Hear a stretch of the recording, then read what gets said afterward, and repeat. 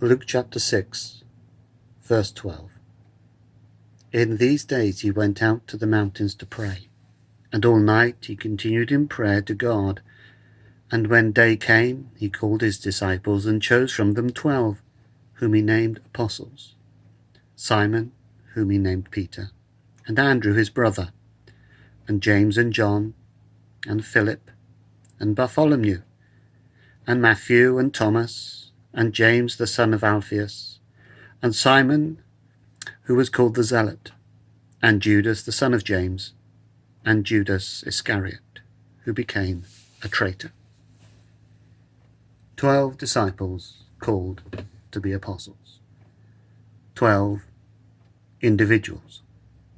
4 fishermen, a tax collector, a couple of zealots, and some unknown occupations.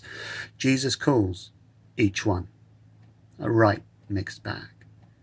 The fishermen, they carried on with their trade until they were called into full-time service. A number of times Jesus met them on their boats, near their boats, mending their nets. The tax collector, a hated and despised man within the society that he lived. The zealots, the other end of the scale. These folks were known by Jesus. Some had been followers of John the Baptist, and now they're following the Messiah. John would have pointed out Jesus to them. Andrew, who followed John the Baptist, talks to Peter, his brother. They talk to James and John, and they know who Jesus is. The zealots, they're looking for the one who's going to overthrow the Roman occupation. They know their scriptures. These are very religious people. They are full of zeal. These disciples all come with different reasons, different ideals, different motives, but Jesus pulls them all together into a team. It's problematic, yes, but it's a team. There are problems. We know that. One of them becomes a traitor, but there's a team there. Peter, this rock, on this rock I will build my church. And that church is here now. Nigh on 2,000 years later, it's growing, it's struggling, it's still having its problems, yes. But it's there. It's been built. And you and me? What are we? A fisherman? A tax collector?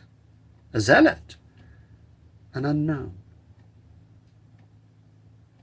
Are we noisy? Are we quiet? Are we talkative? Are we shy? The list goes on and on and on. But it matters not a jot. Jesus can use us for his purposes. We have something of use, just as those 12 did. We can be used.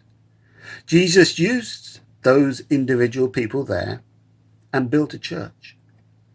And we are called to carry on building, to carry on being fishers of men, to carry on showing God's love to the nations. We're called to be disciples. We're called to be ambassadors, to be followers. Yes, even us.